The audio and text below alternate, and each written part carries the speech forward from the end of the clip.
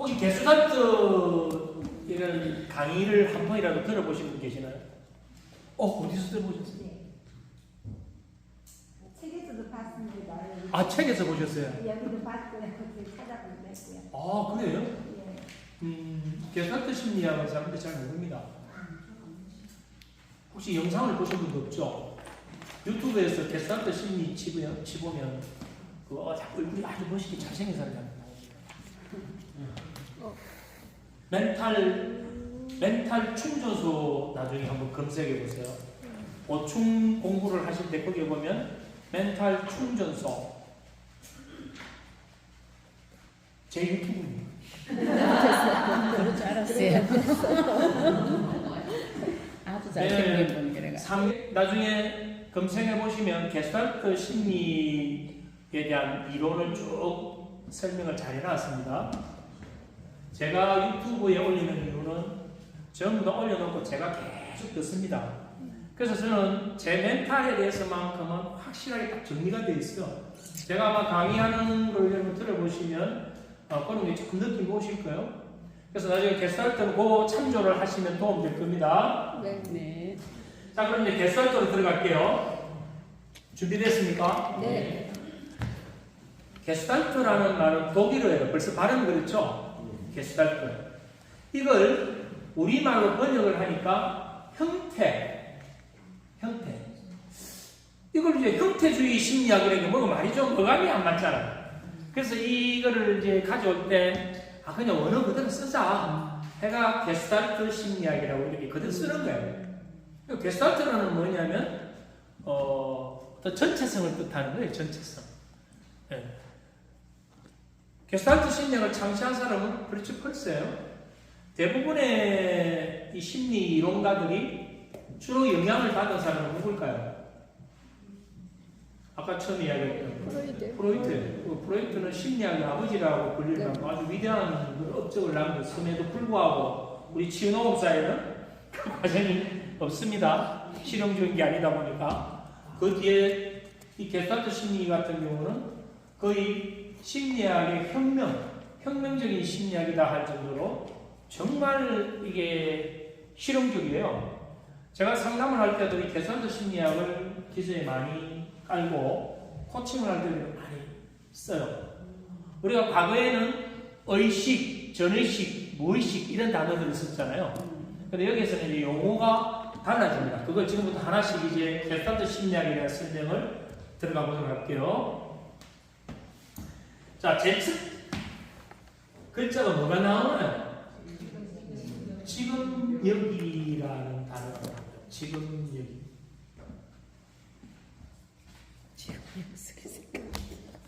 우리 게스탈트 심리학은 실존주의 심리학이에요. 실존주의. 실존.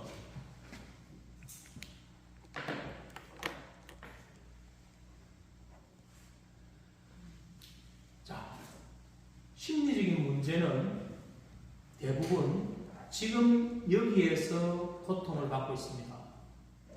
그렇잖아요. 심리적인 문제는 지금 여기서 나는 고통을 받고 있죠. 그것이 어떤 우울증이든 공황장애든 트라우마든. 그런데 아이러니하게도 지금 여기에서는 본인에게 고통을 줄 수 있는 게 아무것도 없어요. 그 말은 뭐냐면 우리는 어떻게 살아가는 존재냐 보면 과거와 현재와 미래라는 이걸 뭐라고 하면 시간선이라고 그래요. 이 시간선에 우리는 존재하고 있는 거예요. 지금 이 순간 제가 말하는 이 모든 것들은 다 어디로 가나요? 과거가 되는 거예요. 그러면서 나는 지금 현재에 있는데 또 현재에 있는 나는 뭘로 이야기를 하고 있냐면 과거에 학습한 경험한 모든 그 기억을 활용해서 이야기를 하고 있어요. 그럼 제가 이야기하는 것은 지금 여기에서 이야기하고 있는데 나는 지금 과거를 가지고 이야기하고 있는 거예요. 이미 선생님은 1초 전과 바뀌어 있는 존재임에도 불구하고 저는 1초 전에 선생님으로다는 시각을 해서 이야기를 하고 있는 거예요. 그렇다면 이 심리적인 문제는 결국은 과거에 내가 경험했던 것들이 현재를 속박하고 구속하고 있는 상태니까 이 과거에 내가 묶여있다. 근데 과거는 현재를 속박할 수 없음에도 불구하고 그 속박을 누가 하고 있냐면 자기 스스로 하고 있죠. 그래서 이 심리적인 부분을 들여다보면 참 아이러니하다 이 말이에요. 어느 누군가가 계속 너 그렇게 마음을 고통스럽게 겪어야 되라고 하지 않는데도 불구하고 자기가 그 안에 들어가 있는 거예요. 그래서 제가 처음에 썼던 단어가 뭐였나요? 중독이라는 단어를 썼잖아요. 그건 뭐냐면 감정을 일으키는 물질에 내가 중독된 상태에 있는 거거든요. 근데 과거는 현재를 속박할 수 없다 했는데 왜 속박할 수 없느냐? 과거는 이미 뭐 지나갔다. 미래는 뭐 오지 않았다. 근데 우리는 왜 미래에 대한 불안을 느끼는 걸까? 우리는 불안이라는 걸 느끼는 건 불안은 뭐냐면 아직 다가오지 않는 미래에 나에게 좋지 않는 일이 생길 수도 있다는 막연한 두려움, 걱정, 염려하는 마음이 바로 불안이거든요. 그 불안은 현재인가요? 미래인가요? 미래를 어디서 느끼고 있나요? 현재에서 느끼고 있잖아요. 그러면 내가 현재에서 그걸 느끼고 있다는 것은 나는 미래에 또 통제당하고 있잖아요. 그럼 과거와 미래는 지금 여기가 아니고 이미 지나갔거나 오지 않는 세상입니다. 그걸 우리는 뭐라고 하냐면 관념적 세계라고 하는 거예요. 그럼 우리는 대부분 이 관념적 세계에 전부 다 함몰돼가지고 심리적 고통을 겪고 있다. 얼마나 억울해요. 그 관념적 세계를 만드는 게 우리의 이 뇌다. 그죠? 그래서 개수학적 심리학에서 처음에 딱 걸어 나오는 말이 뭐라고 써놔요? 지금 여기. 이 단어가 이렇게 중요하다. 여기. 지금 여기.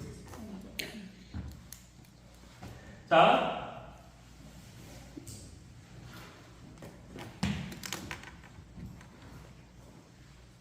여러분들은 제 눈 하나만 보고 저를 평가하나요?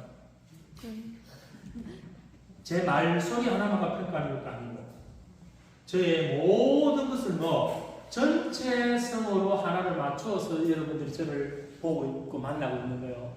이걸 그냥 쉽게 얘기해서 게슈탈트라고 한다 이 말이에요. 제가 선생님께 물어보니 선생님 오늘 하루가 어땠나요?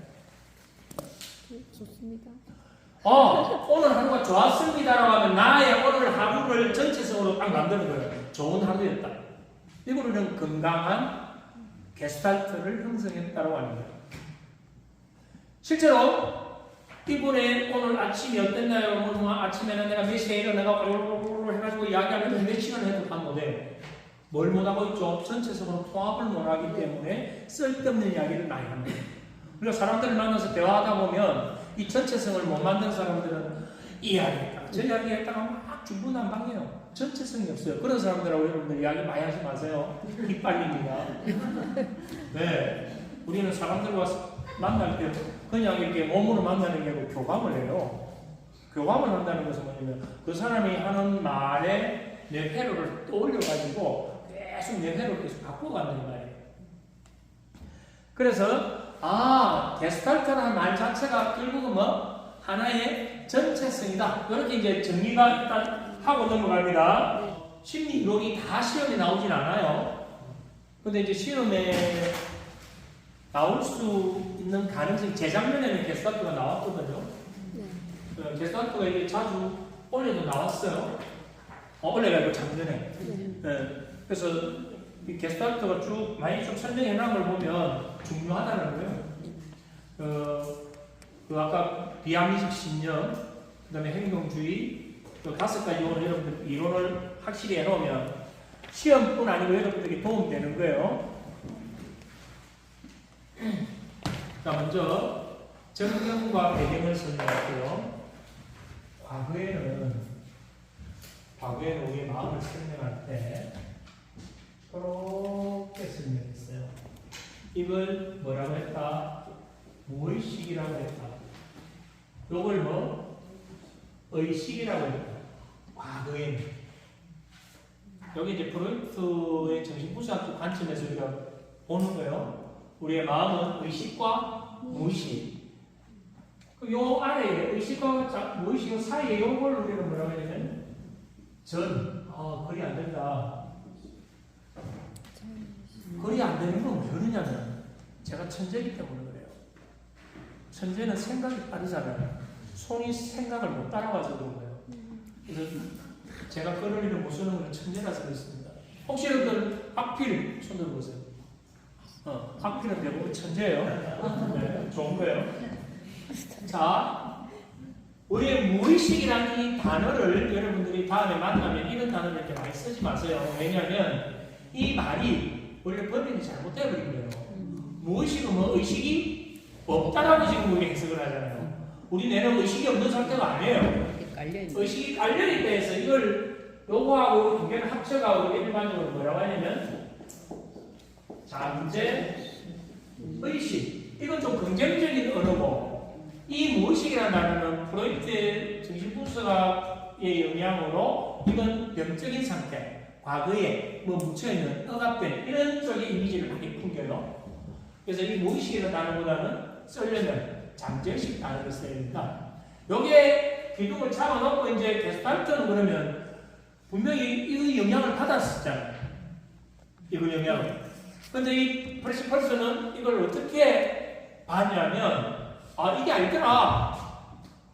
여기에 뭔가 빠진 게 있더라. 그래서 이걸 좀 바꿉니다. 어떻게 바꾸느냐면, 용어를 바꿔버려요. 이걸 뭐, 정경. 그러면 요 밑에 있는, 아까 잠재의식을 빙산이라고 하면 의식은 빙산의 조각으로 봤거든. 그럼 여기서도 이 밑에 있는 이걸 우리는 뭘로 보느냐면 내경으로 봅니다. 요 위에는 뭐? 전경으로 봅니다. 지금 여러분들은 저하고 수업을 하고 있을 때 정경을 계속 만드는 거예요. 정경을 만들어서 그게 해석이 돼서 이해가 되면 어디로 내려보내나요?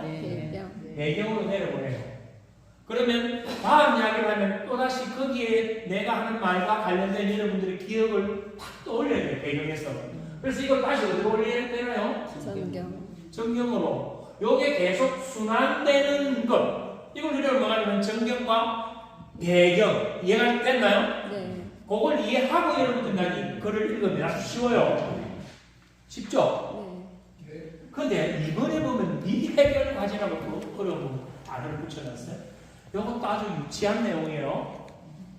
자, 제가 설명을 쉽게 해드릴게요. 여러분 생선 좋아하시죠? 생선. 네. 자, 생선을 먹다가 살만 먹어야 되는데 욕심이 많아가지고 누가 배틀을 못 가시고 가시까지 넣어버렸어. 근데 가시가 어디에 걸려버렸을까요? 목에 딱 걸려버렸어. 자, 가시가 목에 걸리면 이게 내려가지도 않고 뱉어지지도 않아. 그러면 내가 먹고 삼킬 수도 없고 뱉어낼 수도 없는 그 상태, 그걸 우리는 뭐라고 하냐면 미해결 과제다. 미해결 과제. 그러면 자 보세요.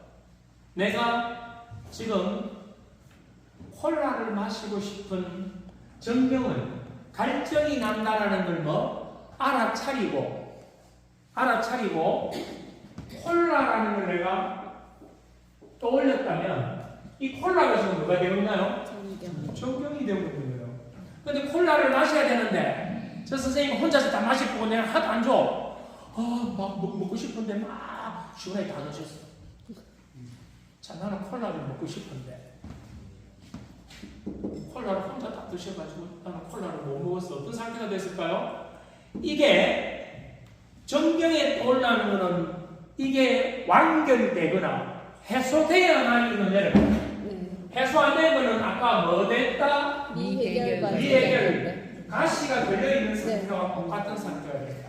그래서 나는 이 수업을 하면서도 계속 콜라 조금만 주시 혼자 먹고 계속 콜라 생각나고 있는 거예요. 수업은 이 수업 하는데 콜라 생각. 지금 이 시간에 집에 가야 되는데 생각하면서 선생님 삐삐 말이에요. 선생님 아니에요. 그럼 집에 지금 애가 빨리 와서 기다릴 텐데 하고 해결 안 되는 건 몇 쓰냐? 이 앉아있는 게 좌불안석이야. 여기는 미해결 과제 2번 나오죠? 자, 그럼 이제 이 미해결 과제는 아주 쉽게 생각해보면 이거예요. 과거에 내가 어떤 감정이 일어난 상태, 어떤 사건이나 어떤 경험을 할 때 거기에서 뭔가 해결이 안 되고 그냥 내가 참지, 내가 참아야지 하고 내가 좀 손해보지, 대부분 그렇게 지나왔잖아요. 그런 것들은 전부 다 억압됩니다. 우리가 제일 나쁜 게 감정을 숨겨놓는 거예요. 그걸 우리는 뭐냐면 아주 예의 바르고 사람이 착하다, 참 법 없이 살 사람이다. 법 없이 살려면 무인도 가야지. 우리는 법 속에서는 왜 법 없이 살아?